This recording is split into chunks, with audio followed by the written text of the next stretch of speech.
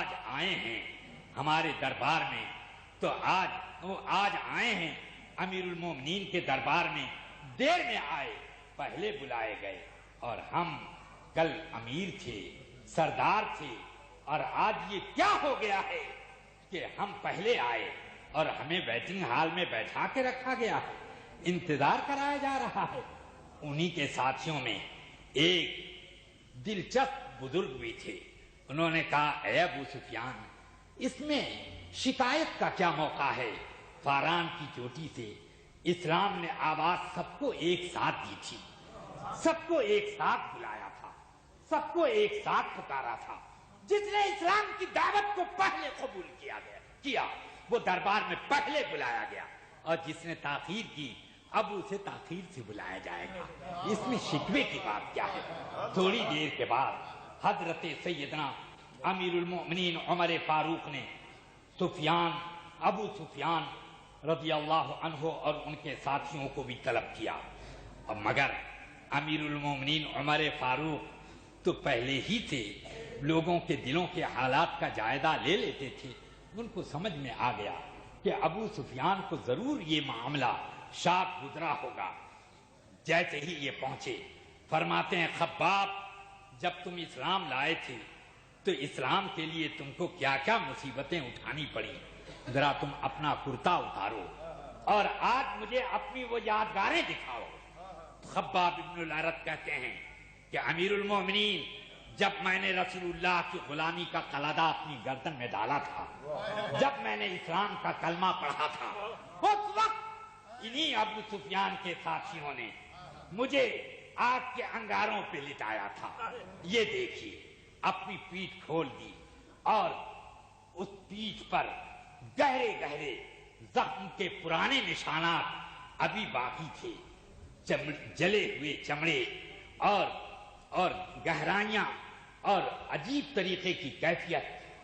فرمانے لگے، امیر المومنین اس پر ہاتھ پھیرتے، کبھی بوسہ دیتے، کہتے اے خباب، اللہ نے تجھے بڑی ہمت دی ہے، اللہ نے تجھے بڑی قوت دی ہے، اللہ نے تجھے بڑی عزت دی ہے، تیرے اوپر اللہ کی رحمتیں اتریں، تو نے اسلام کے لیے کتنی مصیبتیں جھیلی ہیں۔ میں پوچھنا چاہتا ہوں کہ یہ کون سا جذبہ تھا،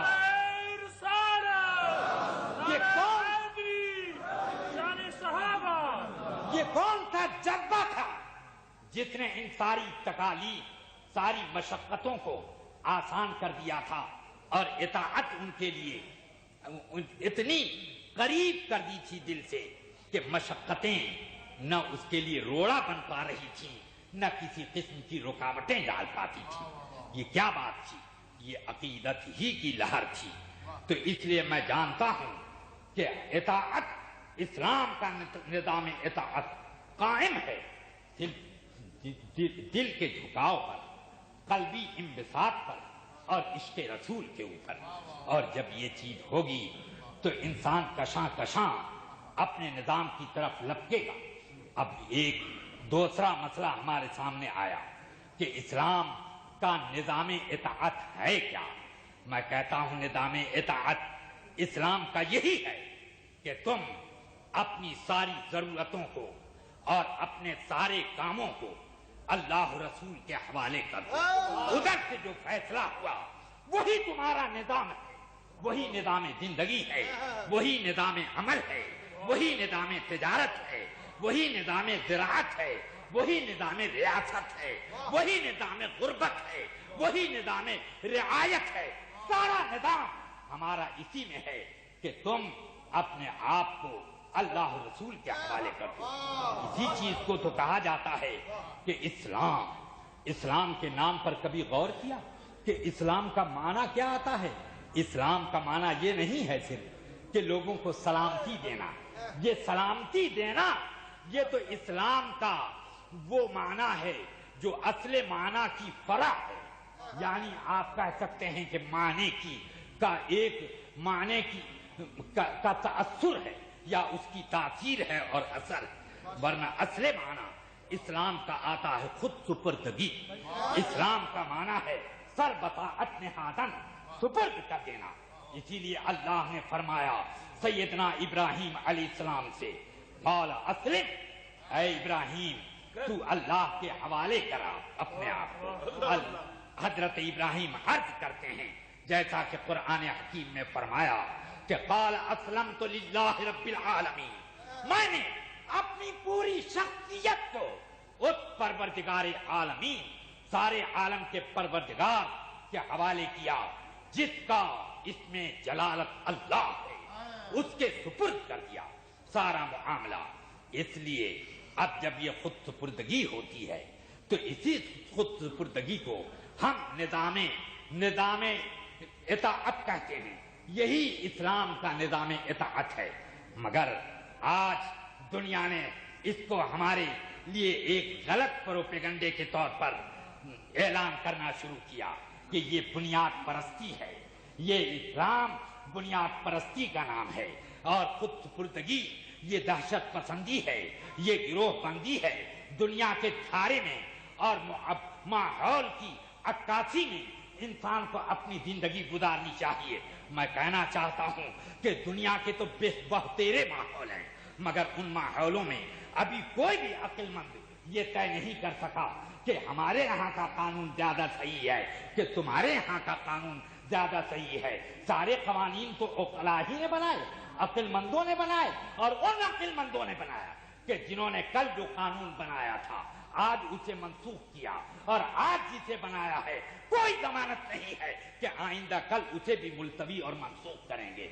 ये हमेशा होता रहा है। तो आपके कवानीन की तो ये हालत है कि रोज आए दिन तब्दील हो। दुनिया का हर मुल्क अक्लमंद ही लोग तो चलाते हैं, हर असम्बली और हर पार्लियामेंट में वकला ही तो शिरकत किया करते हैं, तालीम याफ्ता ही लोग तो जाया करते हैं। मगर क्या मामला है कि एक मुल्क का कानून दूसरे मुल्क के कानून से मुतसादिम है, तो हम उन अक्लमंदों को सही माने या इन अक्लमंदों को सही माने, और कोई तीसरा मुल्क इन दोनों अक्लमंदों के खिलाफ है, कोई चौथा मुल्क इन तीनों के खिलाफ है। ये इत्तेहाद जब खुद आप नहीं पैदा कर सकते तो फिर हमें क्यों कहते हैं। मगर मैंने ये देखा कि इस्लाम का दाई जब किसी बात को पुकारता है तो शर्क से गर्ब तक और शिमाल से जुनूब तक एक लहर दौड़ती है, और सबके सब उसके लिए अपनी गर्दनें इताअत कबूल कर देते हैं। इसीलिए यूरोप का एक मुस्तशरिक ये कहने पर मजबूर नजर आता है,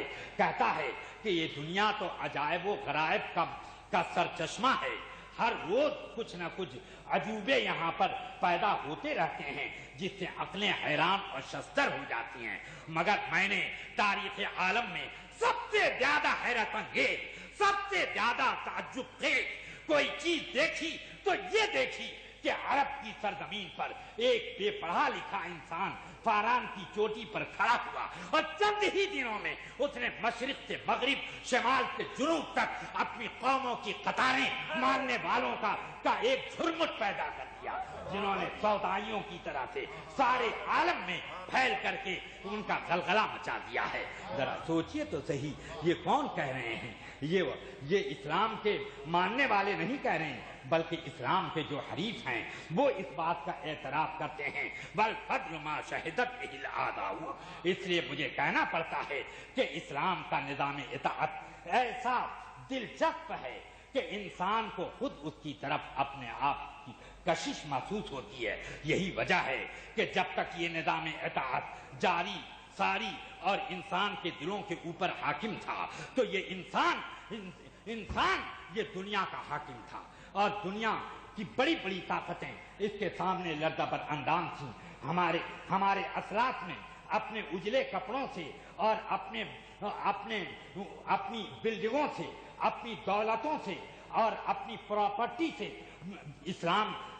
अपना दबदबा कायम नहीं रखा था, बल्कि अपने उन फर्माबरदार दिलों से सारी दुनिया के ऊपर अपना दबदबा कायम करके रखा था कि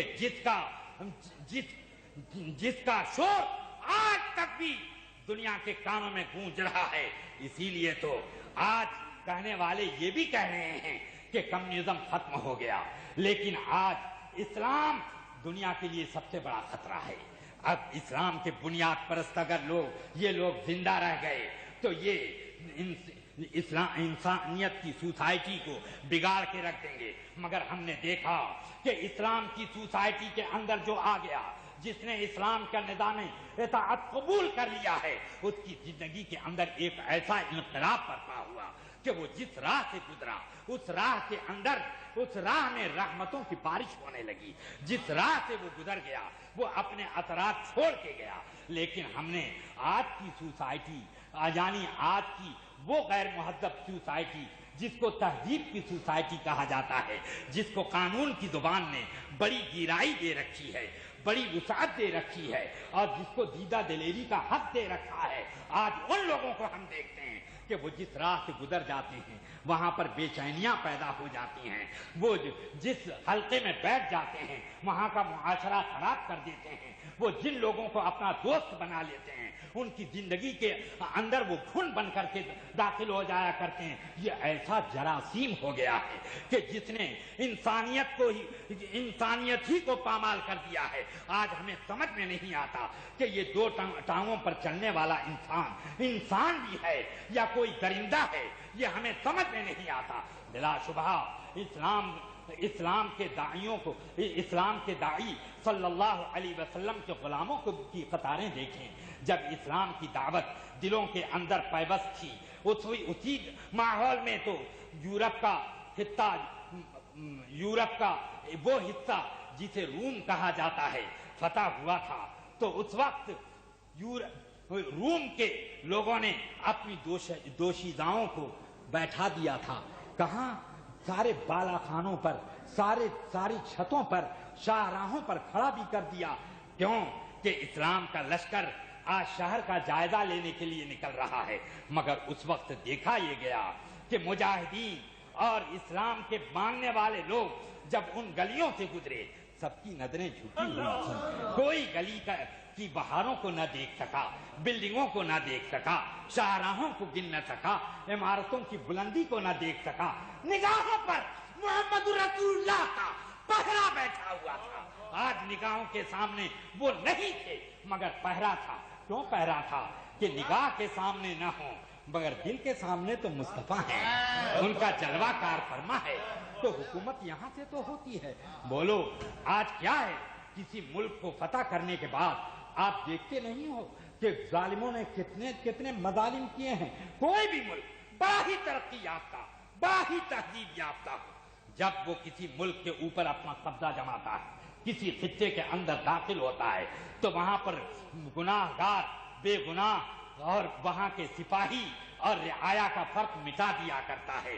لوٹ کھسوٹ اور لوگوں کی آبروؤں کی پامالی، بچوں کو یتیم کرنا، یہ سب کتنا آسان ان کے لیے ہو جاتا ہے۔ بلکہ آپ کو میں بتا دوں کہ آج کیوں خاموش ہیں زبانیں ان لوگوں کی جن لوگوں نے آج بوسنیا میں اور دوسرے بھی کئی مقامات پر مسلمانوں کے ساتھ زیادتی کا منظر خود اپنی آنکھوں سے دیکھا ہے، اور برسہ برس گزر گئے اور آج تک وہ سلسلہ جاری ہے۔ مگر آج کیوں نہیں انسانیت نواز شعبے آج حرکت میں آتے؟ بات کیا ہے؟ کیوں یہ لوگ خاموش ہیں؟ اور ذرا سا ایک بھی کوئی یورپین، امریکن کہیں پر کسی نے اغوا کر دیا اور کہیں پر کوئی بات پیدا ہو گئی تو اس وقت ساری مشینریاں حرکت میں آ جاتی ہیں۔ آخر یہ کیوں ہوتا ہے؟ ایسا کیوں ہوا کرتا ہے؟ میں یہ سمجھ رہا ہوں کہ آج صرف یہ سوتیلے پن کا جو رویہ اختیار کیا گیا ہے، اس وجہ سے کہ ساری دنیا کی قومیں اس بات کے اوپر متفق ہیں کہ اگر آج تھوڑی سی ریلیف اور تھوڑا سا تعاون اہل اسلام کو مل جائے تو دنیا کے اوپر اپنی تہذیب کو، اپنے کلچر کو، اپنے نظام اطاعت کو نافذ کرنے میں یہ دیر نہیں کریں گے۔ اور اسی لیے ان لوگوں نے کہا کہ یہ بنیاد پرست قوم ہے۔ ذرا ایک بار درود پاک عشق و محبت کی فضاؤں میں تحلیل ہو کر بارگاہ رسالت میں پیش کریں۔ اللہم صلی علی سیدنا و مولانا محمد معدن الجود والکرم وعلی آلہ واصحابہ وبارک وسلم۔ رفیقان گرامی، اب ایک آخری نقطے پر میں تھوڑی سی گفتگو کر کے آپ سے رخصت ہونا چاہتا ہوں۔ آج اسلام کے نظام اطاعت میں जो इस कदर तशद्दुद तफर्रुक पैदा हो गया है, जिसकी वजह से कुछ लोगों के जहनों में ये खलजान या शुबहात पैदा होने लगे हैं कि इस्लाम के अंदर कोई खामी है, जिसकी बुनियाद के ऊपर इस्लाम के मानने वाले लोगों में अब इस्लाम के कवानीन की इताअत का वो जज्बा न रहा जो आदे सहाबा में था, जो आदे ताबईन में था। नहीं, बल्कि आज से 100 साल पहले भी था, आज से 50 साल पहले भी था, आज से 25 साल पहले भी जो था, वो जज्बा आज न रहा। जरूर इस्लाम के अंदर कोई कसूर है, कोई फतूर है, कोई खामी है।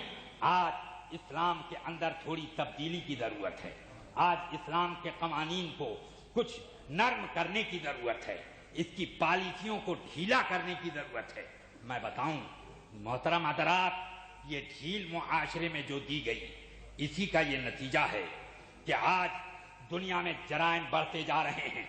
वरना हकीकत यह है कि जब कोई भी तहजीब के अंदर जरासीम, गंदे जरासीम पैदा होने लगे और जब तहजीब को परागंदा करने के आसार नुमायां होने लगे, पहले ही दिन अगर उसकी सरकोबी ना की गई तो उसका नतीजा बड़ा खतरनाक साबित हुआ करता है। आज हमारे माहौल में कुछ ऐसे ही कैफियतें पैदा हो चुकी हैं। इसलिए मैं आपको बताना चाहता हूं कि इंसानों का ज़हन बिगड़ गया है, इसलिए वो इस्लाम का नाम लेते हुए भी इस्लाम के कवानीन का बागी है। हम ऐसे लोगों को इस्लाम नहीं कहा, वो हम इस्लाम का मुतीओ फरमाबरदार गुलाम नहीं मान सकते, बल्कि हम ये कहेंगे कि उसने एक सिर्फ अपना शनाख्त के तौर पर अपना नाम मुसलमान रख छोड़ा है। वरना इस्लाम की तहजीब को, उसके कल्चर को जब तक के अपने दिलों में न उतारे, उस वक्त तक ये नहीं माना जाएगा। कि इसीलिए मैंने कहा था कि एक गुलामी का रास्ता होता है क्या, जिसको कहा जाता है खुद गर्दी, और एक गुलामी का रास्ता वो है जिसको अकीदत कहा जाता है। तो इस्लाम ने इखलास और अकीदत पर अपने निज़ाम इताअत को कायम किया है। और आज दुनिया के अंदर जितनी परागंदगी आप देखेंगे वो खुद गर्दी की बुनियाद पर है। हाँ, खुद गर्दी ने इंसान को आज दरिंदा बना दिया, खुद गर्दी ने कितने इंसानों को आवारा बना दिया, इस खुद गर्दी ने कितने इंसानों को जुआरी और कबाबी बना दिया, इस खुद गर्दी ने कितने इंसानों को जालिम और जल्लाद और खुरेस बना दिया, कितने इंसानों को चंगेज खां का भी हीरो बना दिया है। इसी खुद गर्दी ने इंसान को कितना हवसनाक और कितना खौफनाक बना करके रख दिया है। आज हम ये कहने पर मजबूर हैं कि हमारे ये इस्लाम के निज़ाम इताअत के अंदर कोई खामी न थी। कोई खामी हो तो अक्ल की तराजू और अक्ल की कसौटी पर कस करके कोई भी बंदे खुदा हमारे सामने पेश कर, हम उसके लिए खत्ते गुलामी लिख देंगे। लेकिन सुन लीजिए कि आज तक कोई इंसान ऐसा पैदा न हुआ। अलबत्ता बहुत से ऐसे मुस्तशरिकीन जरूर आए जिन्होंने इस्लाम के निज़ाम अखलाक की भी तारीफ की, इस्लाम के निज़ाम हया की भी तारीफ की, इस्लाम के निज़ाम खानादारी की भी तारीफ की, इस्लाम के निज़ाम हुकूमत व खिलाफत की भी तारीफ की, जिन्होंने इस्लाम के जज्बा इताअत की भी तारीफ की, जिन्होंने इस्लाम के हर गोशे पर तारीफ की है। आप मुझे बताएं ये कौन सा जज्बा है कि आज से चंद ही साल पहले की बात है, ये कई 100 साल पहले की बात नहीं मैं कह रहा हूं कि अमेरिका के डॉक्टरों ने हुकूमत को मशवरा दिया था कि शराब इंसान की अक्ल को कमजोर करती है, कल्ब के अंदर सौदावी कैफियत लाती है और इंसान की उम्र को कम कर देती है, इंसान की फिक्र में वो कमजोरी लाया करती है और नतीजे तक पहुंचने में इंसान के लिए वो थकन का एक जरिया साबित हुआ करती है। इसलिए शराब पर पाबंदी लगाई जाए। तो डॉक्टरों के मशवरे को कबूल करते हुए कानून बना दिया गया कि जितने भी बार हैं, जितने भी शराब खाने हैं, उनके लाइसेंस कैंसिल किए जाएं और शराब के पीना जुर्म करार दिया जाए। सारे बार बंद हो गए, सारे शराब खानों पर ताले चढ़ गए, मगर जितने शराब खाने चल रहे थे लाइसेंस पर, उससे बहुत ज्यादा अंडरग्राउंड खुल गए। और अब पुलिस ने रातों को सड़कों पर कितने मदहोश मतवाले लोगों को शराब के नशे में धुत गिरफ्तार किया। पहले दिन चंद लोग, दूसरे दिन कुछ ज्यादा लोग, तीसरे दिन कुछ और ज्यादा लोग। अब जेल खाने भरने शुरू हो गए और जेल के अंदर जगह बाकी न रह सके। तो अब फिर आवाजें गूंजी कानून साज असेंबली के अंदर कि ये तो इस तरह से हम अपनी कौम के ऊपर कंट्रोल न कर पाएंगे। सारे शराब खाने बंद करने के बावजूद भी ये शराब कैसे लोगों को मिल जाती है, ये कैसे लोग पी रहे हैं। ऐसा मालूम होता है कि शराब पर हम तो पाबंदी लगा सकते हैं, मगर हमारी कौम शराब पीने से की पाबंदी कबूल करने को तैयार नहीं है और हम कौम के नुमाइंदे हैं।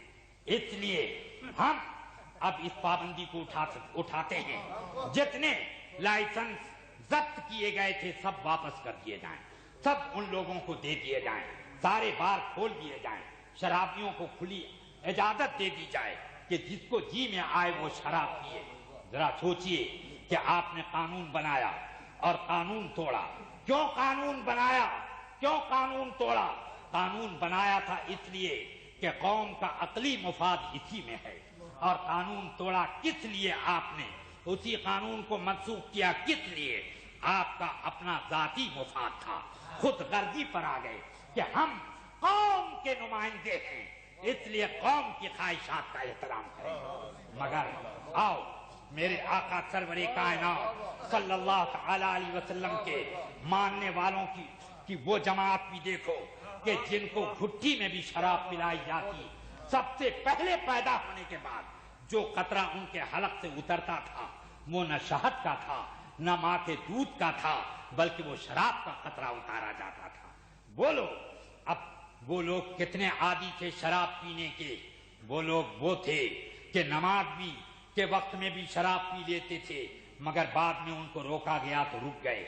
वो लोग अपनी फरहत और तफरीह के मौके पर खाने पीने के बाद भी वो शराब पी लिया करते थे। मगर आओ मैं आपको बुखारी की एक हदीस सुनाऊं। सैयदना अनस इब्न मालिक रज़ी अल्लाह ताला फरमाते हैं कि एक रोज हजरत अबू तलहा के दोस्तों का जमघटा हमारे घर लगा हुआ था। अबू तलहा ने मुझे हुक्म दिया कि जामो मीना लो और सबको जाम पिलाते जाओ। शराब के जाम मैं पेश करता गया। इतने में घर के बाहर गली में कोई आवाज सुनाई दी। अबू तलहा ने मुझसे कहा कि ऐ अनस जरा बाहर जा, देख ये कैसा ऐलान हो रहा है। वो बाहर से फौरन पलट कर आए। अनस कहते हैं मैंने अर्ज किया कि इस वक्त ऐलान करने वाला ऐलान कर रहा है कि अला व इन्नल्लाह व रसूलहू क़द हर्रमल खमर। सुन लो कि आज अल्लाह ने और उसके रसूल ने शराब को हराम कर दिया है। हजरत सैयदना अनस कहते हैं मेरे सौतेले बाप अबू तलहा डंडा लेके उठे और वो शराब के मटके पर एक डंडा रसीद किया। जिनके हाथ में जाम था, जाम जमीन पर पटक मारा। जिनके मुंह में शराब की घोंट थी, फौरन उन्होंने कुल्ली कर दी। और उस रोज मदीने की गलियों का यह हाल था कि गली के हर हिस्से में शराब की नदी बह गई। मैं पूछना चाहता हूँ कि एक कानून वो भी था जो अमेरिका में बना और चंद दिनों के बाद बिगड़ गया, और एक कानून ये भी है कि खुद रसूल पाक ने गली गली ऐलान नहीं किया है, बल्कि रसूलुल्लाह के एक मुनादी ने ऐलान किया है, एक गुलाम ने ऐलान किया है। मगर उस गुलाम की पहुंचाई हुई बात भी اپنے اندر کیا تاثیر اطاعت رکھی ہے کہ ماننے والوں نے نشے کے عالم میں بھی مانا، اپنے مٹکوں کو توڑ دیا، جامو میاں کے پرچے اڑا کر رہے، اور خلق کے اوپر جس شراب کے جتنے حصے تھے انہوں نے کلی کر کے دنیا کو بتا دیا کہ لوگوں، رسول جو ہیں ہمارے نمائندے نہیں ہیں، وہ اللہ کے نمائندے ہیں۔ اللہ جب بدل نہیں سکتا ہے تو اس کا قانون کیسے بدلے گا؟ اور اللہ نے جب اللہ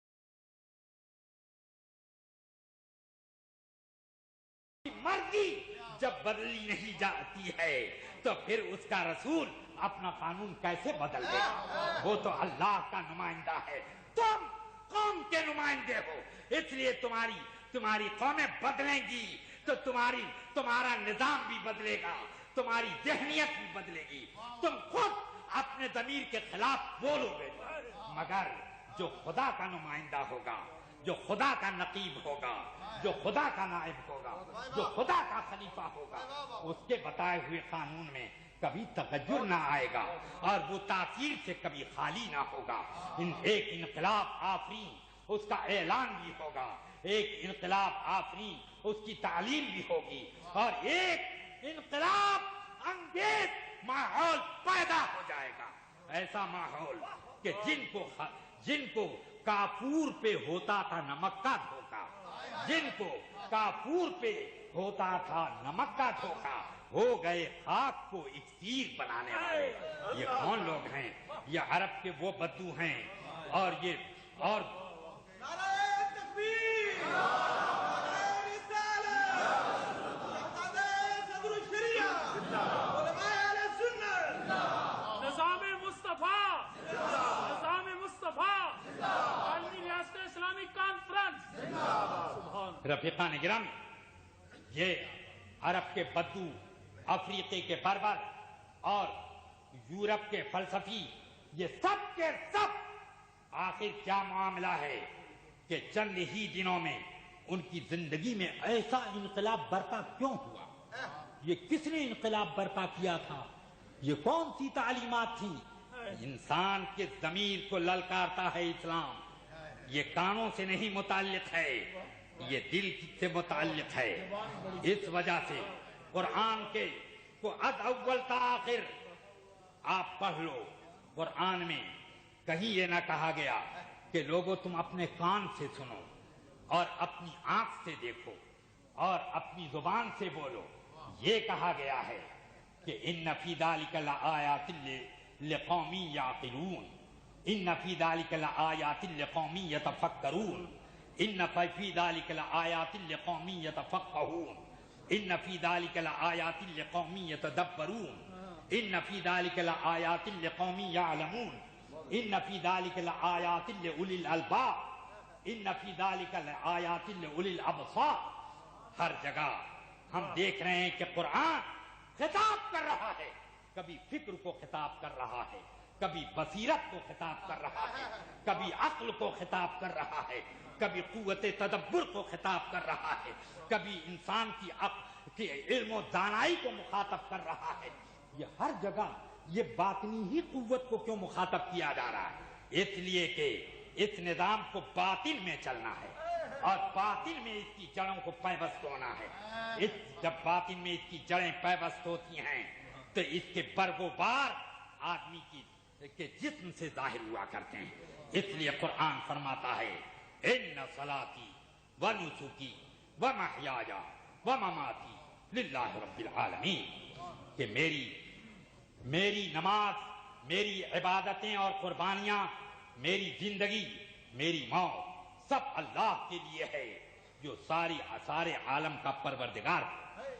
آپ ذرا سوچیں کہ ہر قوم نے اپنے یہاں اپنے مذہب کی پابندی اور اپنی دنیاوی ضرورتوں کو الگ الگ دو حصوں میں بانٹ کے رکھا ہے۔ آپ قوم یہود کو دیکھ لیں، قوم نصارہ کو دیکھ لیں، قوم ہنود کو دیکھ لیں، آپ جینیوں کو دیکھ لیں، آپ زرتشتوں کو دیکھ لیں، ساری دنیا کی قومیں مذہب ایک کیٹیگری میں اور دنیا کے معاملات دوسری کیٹیگری میں رکھے، مگر اسلام ہی ایک مذہب ہے جس نے انسانوں کی ساری دنیاوی ضرورتیں لا کر کے نظام اطاعت میں سمیٹ دی ہیں کہ ہم سن لو، ہم نے پابندی تمہاری بنیادی ضرورتوں پر نہیں لگائی ہے، تم کھاتے ہو، بھوک لگے گی، یہ فطرت ہے، مگر کھانا بھی ہوگا تو للہ رب العالمین، اور تمہیں سونا بھی ہے، پابندی نہیں ہے، للہ رب العالمین، تمہیں تجارت کرنی ہے، للہ رب العالمین۔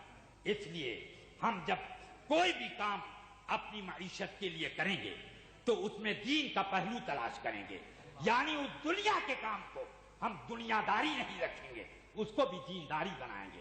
تجارت کریں گے تو حلال و حرام کا زاویہ کھینچ کر کے ہم دونوں کی کا تفرقہ کر کے جب کھائیں گے پیئیں گے، زراعت کریں گے، مکان بنائیں گے، دوستانہ کریں گے، دشمنی کریں گے، جنگ کریں گے، صلح کریں گے، ہر معاملے میں ہمارے ساتھ ایک معاملہ ہوگا، ان صلاتی و نسکی و محیایا و مماتی للہ رب العالمین۔ ہم ہوئے، تم ہوئے، یا آسیے میں خار ہوئے، ہم ہوئے، تم ہوئے، یا آسیے میں خار ہوئے، بک گئے روزے عدل پیر خرابات کے ہاتھ، بک گئے روزے عدل پیر خرابات کے ہاتھ۔ اور جب بکے تو پھر ایسا اثر کہ دنیا نے عزتوں کے خطبے پڑھے اور ہمارے گن گائے، اور یہ حال ہوا کہ سرکار آسی یہ کہنے پر مجبور نظر آئے کہ جب تک بکا نہ تھا کوئی پوچھتا نہ تھا، جب تک بکا نہ تھا کوئی پوچھتا نہ تھا، اور تم نے خرید کر مجھے انمول کر دیا۔ وآخر دعوانا ان الحمدللہ رب العالمین۔ السلام علیکم ورحمۃ اللہ۔ حضرات، یہ تھے حضرت صدر الشریعہ کے نور نظر محدث کبیر شیخ الحدیث حضرت علامہ مفتی ضیاء المصطفیٰ صاحب قادری، جنہوں نے اپنے پرمغز عالمانہ محققانہ خطاب سے مجھے اور آپ کو نوازا۔ اللہ حضرت کا سایہ علیہ سنت پہ قائم اور دائم رکھے۔ معزز سامعین کرام، اب یہ عظیم الشان کانفرنس اختتام پذیر ہو رہی ہے۔ اب میں درخواست کروں گا حضرت مولانا علامہ مفتی غلام سرور صاحب قادری سے کہ ایک نہایت عام قرارداد کے لیے تشریف لاتے ہیں۔ حضرت مولانا علامہ مفتی غلام سرور صاحب، خطیب اعظم ہڈل اسٹیٹ۔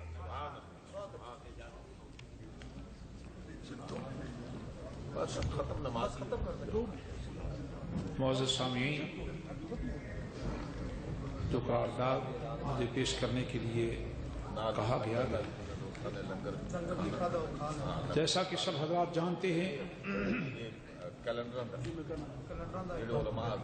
کفار یہود و نصارہ کے ظلم و تشدد کا نشانہ مسلمان تقریباً ہر جگہ بن رہا ہے۔ کہیں ظلم و تشدد بمباری کر کے، گولہ بارود پھینک کر مسلمانوں کو اپنے ظلم و تشدد کا نشانہ بنایا جا رہا ہے، اور کہیں اقتصادی پابندیاں لگا کر مسلمانوں کو تباہ و برباد کرنے کی کوشش کی جا رہی ہے۔ تو میں ایک قرارداد پیش عرض کر رہا ہوں، سارے حضرات توجہ فرمائیں کہ عالمی ریاست اسلامی کانفرنس کا یہ عظیم الشان اجتماع عراق اور لیبیا پر امریکہ اور اس کے حواریوں کی طرف سے ناروا اقتصادی پابندیوں کی پرزور مرمت کرتا ہے۔ کیا آپ مذمت کرتے ہیں؟